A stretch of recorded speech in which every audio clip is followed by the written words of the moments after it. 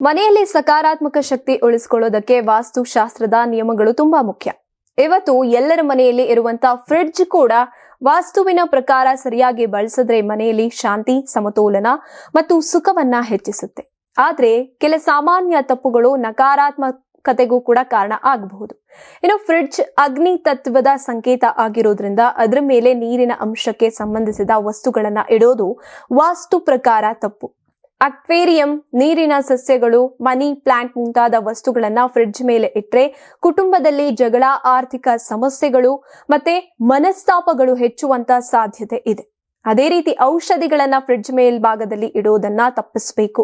Fridge ಮೇಲಿನ ಬಿಸಿ ತಾಪಮಾನದಿಂದ ಔಷಧಿಗಳು ಹಾಳಾಗೋದಷ್ಟೇ ಅಲ್ಲ, ವಾಸ್ತು ಪ್ರಕಾರ ಆರೋಗ್ಯದ ಸಮಸ್ಯೆಗಳಿಗೂ ಕೂಡ ಕಾರಣ ಆಗಬಹುದು.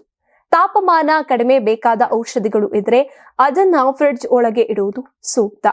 ಇನ್ನು ಹಳೆಯ, ಹಾನಿಯಾದ ಅಥವಾ ಅನಗತ್ಯ ವಸ್ತುಗಳನ್ನ ಫ್ರಿಡ್ಜ್ ಮೇಲೆ ಇಡುವುದು ಮನೆಯಲ್ಲಿ ನಕಾರಾತ್ಮಕ ಶಕ್ತಿಯನ್ನ ಹೆಚ್ಚಿಸುತ್ತೆ. ದೇವರ ಚಿತ್ರ, ಬಿದಿರಿನ ಗಿಡ, ಹಣ, ಭಾರವಾದ ವಸ್ತುಗಳು, ಧಾನ್ಯದ ಪೆಟ್ಟಿಗೆ, ಪ್ರಶಸ್ತಿಗಳು, ಮೊಬೈಲ್ ಚಾರ್ಜರ್ ಮುಂತಾದವುಗಳನ್ನ ಫ್ರಿಡ್ಜ್ ಮೇಲೆ ಇಡುವುದನ್ನ ತಪ್ಪಿಸಿ. ಇನ್ನು ಮನೆ ಶಾಂತವಾಗಿರೋದಕ್ಕೆ ಫ್ರಿಡ್ಜ್ ಮೇಲೆ ಹಗುರವಾದ ಅಲಂಕಾರ ವಸ್ತುಗಳನ್ನ ಮಾತ್ರ ಬಳಸಿ ಅಂತ ಶಾಸ್ತ್ರಜ್ಞರು ತಿಳಿಸ್ತಾರೆ. ನೀವು ಸಣ್ಣ ಆಗ್ಬೇಕಲ್ವಾ? ಅದು ಒಂದು ಉತ್ತಮ ಆಹಾರದಿಂದ ಸಣ್ಣ ಆಗ್ಬೇಕಲ್ವಾ? ಪ್ರತಿದಿನ ನಮ್ಮ ಜೀನಿ ಸ್ಲಿಮ್ ನ ಯೂಸ್ ಮಾಡಿ ಯಾವುದೇ ಸೈಡ್ ಎಫೆಕ್ಟ್ ಇಲ್ದಂಗೆ ನೀವು ಸಣ್ಣ ಆಗ್ತೀರಾ.